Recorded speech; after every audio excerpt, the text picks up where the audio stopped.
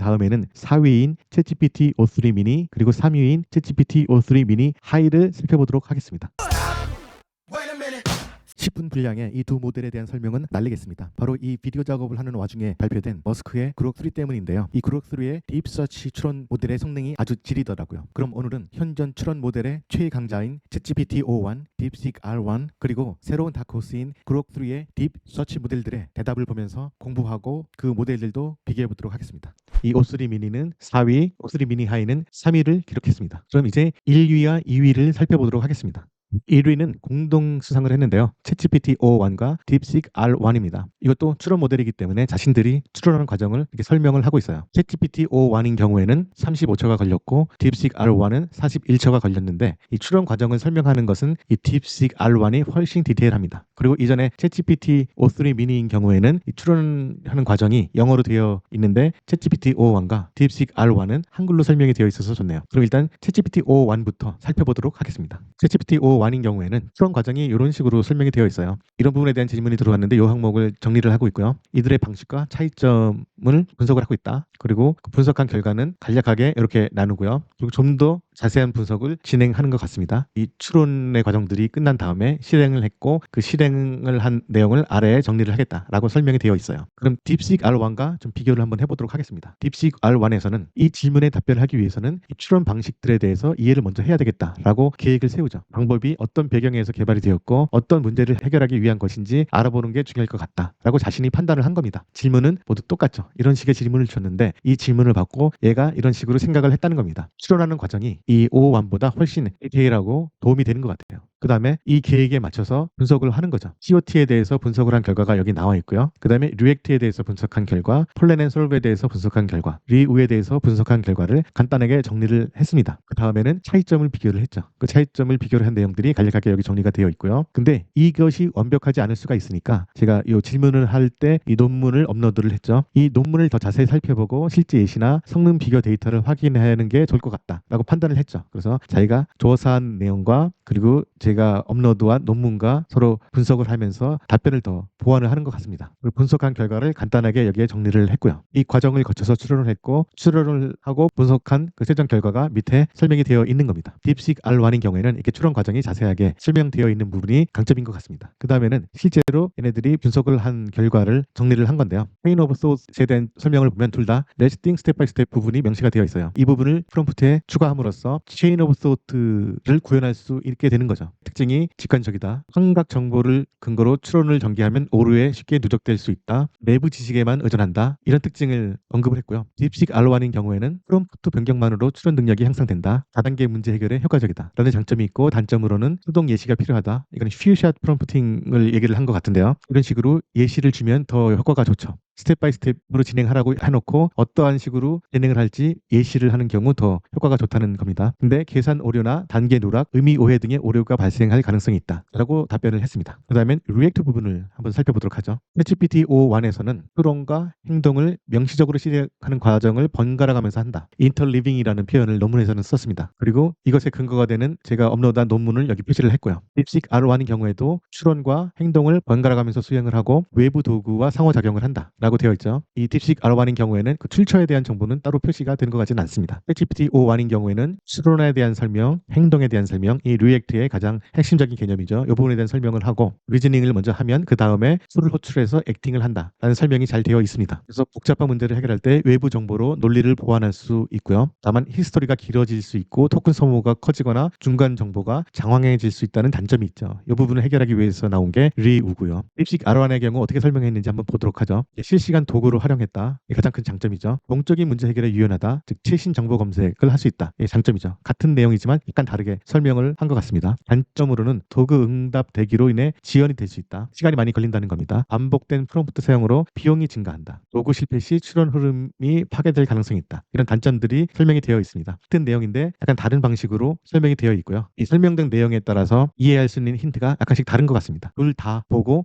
방법론들이 어떤 것인지 이해를 하는 게 좋을 것 같습니다. 그럼 그 다음 단계로 플랜 앤 솔브를 살펴보도록 하죠. 챗GPT O1에서는 먼저 문제 해결 계획을 구체적으로 세운다. 그리고 그 계획에 따라 해결을 단계별로 수행한다. 이게 핵심이죠. 딥식 R1에서도 같은 설명을 하고 있습니다. 문제 해결 전에 계획을 먼저 수립하고 그것을 단계적 실행으로 분리를 한다라고 되어 있죠. 그리고 특징으로는 챗GPT O1의 경우 플랜 단계에서는 문제 전체를 개관하고 세부적으로 어떤 하위 단계들이 필요한지 계획을 먼저 제시를 하고요. 그 다음에 솔브 단계에서 계획한 하위 과제를 따라서 체계적으로 추론 과정을 수행을 한다라고 설명이 되어 있습니다. 계산이 필요한지 변수를 먼저 추출해야 될지 이런 과정까지도 모델이 단계 누락 없이 풀이하도록 유도하죠. 여기에서는 따로 설명이 되어 있지 않지만 이 부분은 변수 추출 부분, 주의사항 등 세부 지침 추가하는 부분, 이것은 플랜 앤 솔브 플러스를 설명을 한 겁니다. 설명은 O1이 잘 하고 있는데 R1까지 같이 보면은 PS 플러스에 대한 정보까지도 같이 얻을 수가 있겠죠. 그 다음에 O1에서는 플랜 단계를 별도로 두어서 변수를 추출하고 계산 결과를 중간중간 점검하라 등 상세 지침을 추가하는 플랜 솔브 플러스, 여기에도 이 정보가 있네요. O1도 이 정보를 빠뜨리지 않고 잘 다룬 것 같습니다. 이 방식으로 체인 오브 소 대비 성능 향상 효과를 봤다라는 결과가 있고요. 이 방법도 모델 내부 지식에 주로 의존하기에 완전히 새로운 정보가 필요하면 추가로 검색 등을 해야 된다. 즉 리액트 부분을 혼합해서 사용을 해야 된다는 얘기죠. 이 논문에서는 이 외부 검색 활용 사례에 대해서 많이 언급이 없는가 봅니다. 그래서 이 부분이 추가가 됐고 이 부분은 아주 훌륭한 설명이라고 생각을 해요. 딥식 R1인 경우에는 이 플랜 앤 솔브의 장점으로는 체계적인 계획으로 누락 오류를 감소를 시켰고요. 플랜 앤 솔브 플러스에 대한 설명도 나와 있고요. 문점으로는 복잡한 문제에서 계획 수립의 난이도가 좀 증가를 한다. 즉 프롬프트를 복잡하게 만들어야 된다는 겁니다. 그 다음에 의미가 오해됐을 경우 이것이 여전히 해결되지 않는 그런 단점이 있다라고 되어 있는데 이 부분도 단점은 맞기는 하지만 많이 여기서 해결이 되어 있죠. 리플랜이라는 부분이 있기 때문에 그 부분이 많이 보완이 되고 있습니다. 그럼 그 다음으로는 Reasoning Without Observation을 한번 살펴보도록 하겠습니다.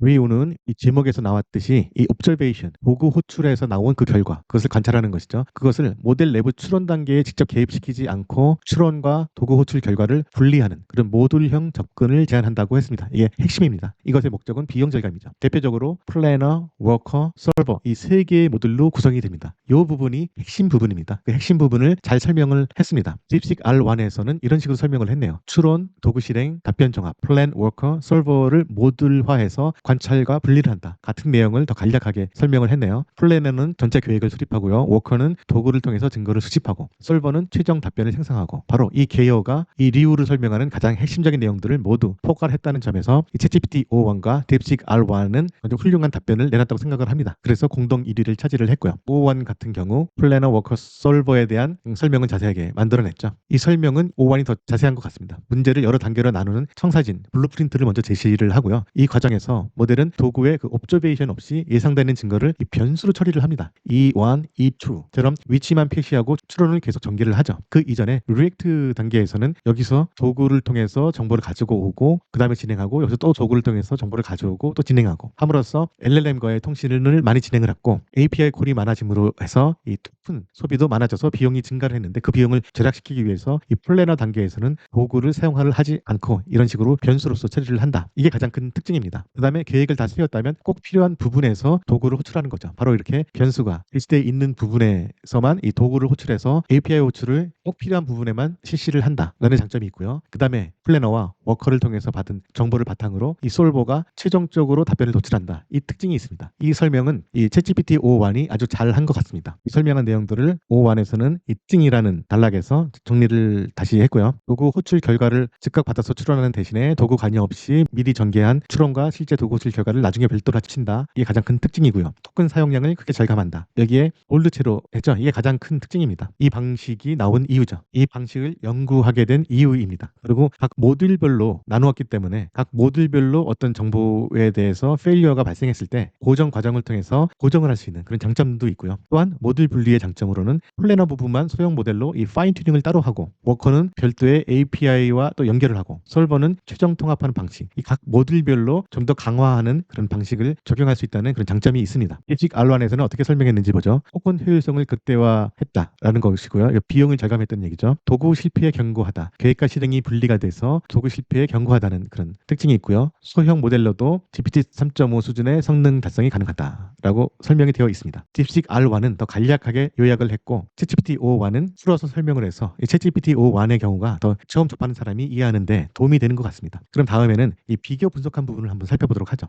챗GPT O1의 경우는 이런 식으로 풀어서 설명을 했고요. 딥식 R1의 경우에는 도표로 정리를 해서 설명을 했죠. 그 같은 경우에는 이렇게 풀어서 설명하는 것이 더 마음에 듭니다. 이것을 한번 쭉 읽어보면 좀 더 잘 이해를 할 수가 있더라고요. 그리고 이것을 이해하고 난 다음에 이 도표를 보면은 나중에 정리하는 데 도움이 되고요. 아마존에 다니는 친구들 얘기를 들어보면 아마존에서는 PPT를 사용을 하지 않는다고 해요. PPT에는 많은 내용들이 다 요약이 돼서 정리가 되어 있어서 생략되는 부분이 많기 때문이죠. 그래서 서로 의사소통을 할 때 일일이 다 문장으로 계속 설명을 해서 보고를 하든가 의사소통을 한다고 합니다. 이렇게 함으로써 간략하게 줄일 때 생략될 수 있는 그런 정보들을 잃어버리지 않겠다. 뭐 그런 목적이겠죠. 저도 처음에 공부할 때는 이런 식으로 풀어서 설명을 하는 것이 더 마음에 듭니다. 이 내용들은 계속 반복되는 내용들이고 이전 모델의 설명을 보면서 다 살펴본 내용들이기 때문에 자세히 다시 반복해서 읽지는 않겠습니다. 필요하시면 여러분 화면 정지하시고 읽어보셔도 좋을 것 같습니다. 그럼 마지막으로 요약한 부분을 한번 살펴보죠. GPT-O1에서 설명한 이 부분이 아주 마음에 들어서 다시 한번 이 부분을 읽어보겠습니다. 체인 오브 소스는 스텝 바이 스텝 지시만으로 다단계 사고력을 끌어낼 수 있다는 장점이 있고요. 리액트는 정보가 부족하거나 문제가 복잡할 때 행동을 통해서 외부에서 추가 정보를 가지고 올 수 있다는 특징이 있죠. 플랜 솔브는 계획을 먼저 세워서 중간 단계 누락이나 계산 오류를 줄일 수 있다. 이런 특징이 있고요. 계속 리플랜을 하게 됩니다. 여기서는 리우잉 경우에는 모듈로 나눠서 플래너, 워커, 솔버로 나눠서 진행을 하고요. 반복 도구 호출 패턴을 줄임으로 해서 토큰 비용과 응답 시간을 크게 줄이면서 정확도도 개선할 수 있다. 아주 장점들만 잘 뽑아낸 것 같습니다. 요약을 보면 체인 오브 소스는 구조가 단순하고 모델의 내부 지식을 최대한 활용하는 것이 바로 기본 골자이고요. 리액트는 이 COT의 장점을 확장해서 행동을 섞어가면서 외부 정보를 단계적으로 얻을 수 있다는 것이 특징입니다. 복잡한 작업에 유리하지만 반복 호출에 따른 토큰 비용이 커질 수 있다는 장점이 있고요. 이 플랜 앤 솔브는 일단 계획을 상세히 수립하고 추리를 진행함으로써 누락 없는 단계별 해결을 목표로 하고 있고요. 리플랜을 계속하게 됩니다. 수학, 상식 추론 문제 등에서 성능을 높이는 사례가 보고되었다라고 요약을 했고요. 리우잉 경우에는 추론과 도구 사용을 완전히 분리해서 필요한 액션을 일괄 계획, 플래너, 실행, 워커, 마지막 종합, 솔버 순으로 수행함으로써 토큰 효율성을 극대화하고 모듈 단위 최적화 및 경고성을 추구한다라고 잘 요약을 했습니다. 딥식 R1을 보면요. 체인 오브 소스는 단순성과 보편성이 있지만 수동 작업과 오류 누적 가능성이 있다. 리액트는 실시간 도구 활용의 강점이지만 비용과 복잡성 문제가 있다. 플랜 앤 솔브는 체계적인 계획으로 누락 오류 감소를 했고 플랜 앤 솔브 플러스로 계획 정확도를 향상한다. 리우는 모듈화와 토큰 효율성으로 대규모 시스템 적합, 도구 실패에도 경고. 이런 요약이 있는데 요약 부분 아니면 전체적인 설명 부분은 저는 챗GPT O1이 더 좋네요. 다시 순위를 매기라면 챗GPT O1이 1위이고 딥식 R1은 2위가 되겠네요.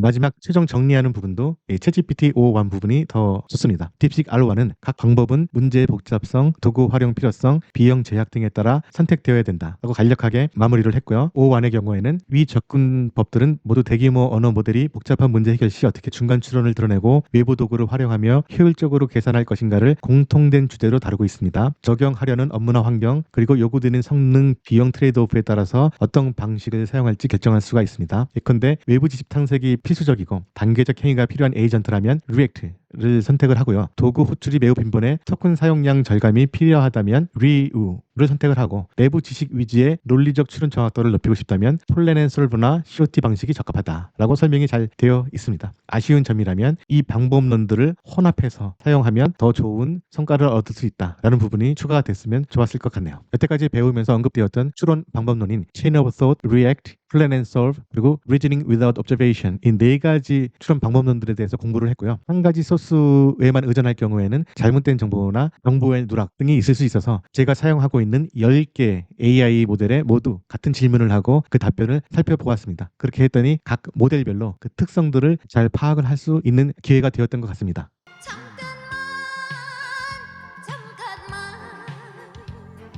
그래서 이 비디오 작업을 하는 와중에 발표된 머스크의 그록 3 추론 모델도 살펴봤습니다. 그록의 추론 모델인 이 딥식 모델은 이런 식으로 진행을 했습니다. 추론 시간은 총 60초 걸렸고요. Thinking, 탐구적인 주제 이해, 세부 방법, 비교와 평가, 사용 사례 비교 순으로 진행을 했고요. 오른쪽에 딥식 R1처럼 그 추론 과정을 아주 자세하게 설명을 하고 있어요. 처음에 Thinking서부터 어떤 내용들을 작업을 했는지 나오고요. 그리고 그 근거 자료들도 이렇게 링크가 걸려서 다 확인을 할 수 있게 나옵니다. 방법론들에 대해서 여러 가지 근거 자료를 통해서 정보를 얻었고요. 이것은 탐구 중인 주제 이해 부분이죠. 이 부분은 왼쪽에 이렇게 탐구 중인 주제 이해 부분이 더 진하게 표시가 되고 있습니다. 세부 방법 분석으로 넘어가면 이게 세부 방법 분석이 더 진하게 표시가 되죠. 그래서 세부 방법을 분석하고 있고요. 비교 평가가 이루어지고 있고 사용 사례까지 다 추론이 완료가 됐습니다. 그럼 그 다음 단계로 넘어가면요. 각 추론 모델별로 주요 요약이 나오는데요. COTA인 경우에는 모델이 단계별로 사고하며 문제를 해결하도록 유도하는 방법 이렇게 되어 있고요. 리액트 사고와 행동을 결합한다. 플랜 앤 솔브 문제를 먼저 계획한 후에 단계적으로 해결한다. 그리고 리우는 외부 관찰 없이 효율적으로 사고와는 모듈식 접근법이다. 그리고 따로 리우의 경우에는 효율성을 높이는 데 놀라운 결과를 보인다라고 정리를 해놨네요. 아주 정리가 잘 되어 있는 것 같습니다. 그리고 각 추론 방법론들에 대한 설명도 중요한 부분을 빠뜨리지 않고 다 설명을 잘 한 것 같아요. 체인 오브 폿은 복잡한 문제를 작은 부분으로 나누어서 생각한다. 그래서 더 정확도를 높인다. 그리고 리액트는 사고와 행동을 결합한다. 그리고 외부 정보를 활용한다. 그리고 플랜 앤 솔브는 문제를 먼저 이해하고 해결 계획을 세운 후 단계적으로 실행한다. 명확한 계획으로 정확도를 향상한다. 그리고 리우의 경우는 외부 관찰 없이 효율적으로 사고하는 방법이다. 플래너, 워커, 솔버 이렇게 세 개의 모듈로 나눈다. 토큰 사용을 줄이고 성능을 유지한다. 그리고 도구 실패 시 강건성이 있고 효율성이 향상된다. 이렇게 각 추론 방법론별로 핵심 내용들을 잘 설명을 했습니다. 다음은 비교 분석을 도표로 잘 정리를 했습니다. 그리고 밑에 추론 접근적인 관점에서는 COT와 플랜 앤 솔브는 내부 추론에 집중을 하고 리액트와 리우의 경우에는 외부 상호작용을 포함한다라고 되어 있고 효율성 면에서 리우는 토큰 사용을 5배 줄이고 정확도를 4% 향상시킬 수 있어서 효율적이다. 그리고 그 출처가 나와 있고요. 그리고 밑에 놀라운 점이라는 부분이 있는데 리우는 작은 모델로도 큰 모델의 추론 능력을 대체할 수 있어서 스케일링 가능성이 큽니다. 라고 추가 정보를 정리해놨습니다. 이것 이외에 그 밑에 부분에서 나온 설명이 좀 새로웠는데요. 그 밑에 부분에서는 긴 보고서라는 내용으로 각 추론 방법론들에 대해서 좀 더 길게 잘 설명을 하고 있어요. 위에 요약식으로 설명한 것과 비교해서 좀 더 서술형으로 이해하기 쉽게 설명을 했고요. 이해도 아주 자세하게 들고 있습니다. 그리고 장점과 한계도 다시 한번 요약을 해놓고 있고요. 리액트에 대한 상세 설명도 보면은 이 논문에서 나온 내용도 설명을 하면서 그 출처를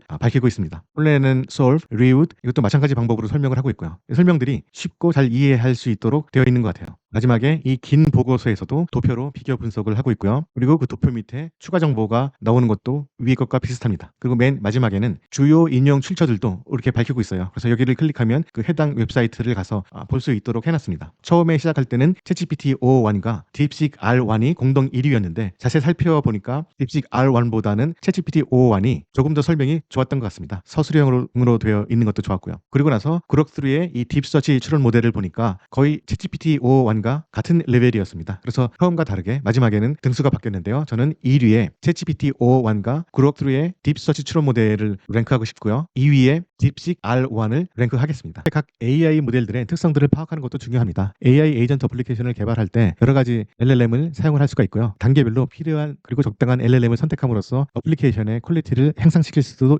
있습니다. AI는 기존의 디지털 세상과 달라서 1인 독식 문화가 아니라고 저는 생각을 합니다. 검색엔진계에서 우리 독식을 하고 한국에서는 네이버가 독식을 하고 기존 디지털 세상에서는 이렇게 1등이 대부분을 독식을 했는데 AI는 보다 아날로그에 가깝게 생각해야지 맞다고 생각을 해요. 그래서 아날로그 세상에서는 완전한 정답이 없죠. 각각의 개성들이 있고 그 개성들마다 강점들이 있고 그 강점들이 합해져서 더 좋은 결과를 얻는 것이 바로 우리 아날로그 세상입니다. AI도 그와 마찬가지로 각 AI별로 특징이 있고 강점들이 있어서 그 특징과 강점을 잘 활용하는 것이 AI 에이전트 어플리케이션 개발의 중요한 부분이라고도 생각을 합니다. 그래서 지금까지 나온 AI 모델들의 특징과 강점들을 잘 파악하는 것도 필요하고요. 그리고 서로 다른 특징과 강점들을 가진 AI들이 앞으로도 계속 더 나올 것이라고 생각을 합니다. AI 에이전트 어플리케이션 개발자로서 이런 모델들에 대한 정보를 풍부하게 가지고 있는 것도 필요하겠죠. 앞으로는 모델들에 대한 그런 특징과 강점들을 분석하고 정리하는 부분도 별도의 중요한 부분이 될 것이라고 생각을 합니다. 그럼 오늘은 여기에서 마치기로 하고요. 다음 시간에는 Reasoning Without Observation 튜토리얼을 공부하면서 새로운 추론 방법론들을 계속 알아보도록 하겠습니다. 감사합니다.